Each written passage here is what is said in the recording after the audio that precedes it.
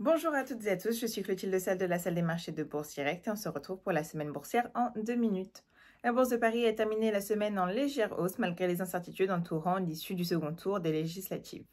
Graphiquement, le futur CAC 40 a tenté sans succès de déborder la partie haute du trading range dont les bandes sont comprises entre 7508 et 7739,50 après avoir amorcé un rebond de 3% depuis le début de la semaine.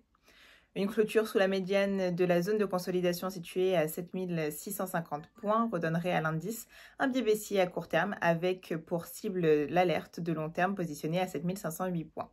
Une rupture de ce niveau pivot relancerait le mouvement de baisse en direction des 7274, conjugué d'une extension possible vers 7216 points, un niveau obtenu en répliquant la hauteur du canal horizontal. A contrario, un franchissement en force et en clôture du niveau de réactivation relancerait une dynamique haussière de court terme en direction de la cible du trading range positionnée à 7974 points.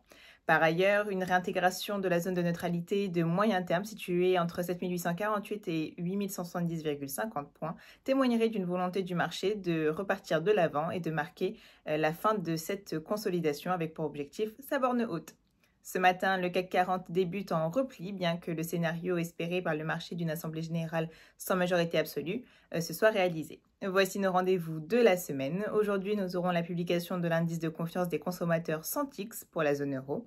Mercredi, nous regarderons l'indice des prix à la production ainsi que celui des prix à la consommation pour la Chine. Jeudi, nous porterons notre attention sur la publication de l'IPC pour les États-Unis. Et enfin, vendredi, nous aurons la publication de l'IPC pour la France, ainsi que l'indice de confiance UMich aux États-Unis. Je vous souhaite une excellente semaine boursière. À bientôt.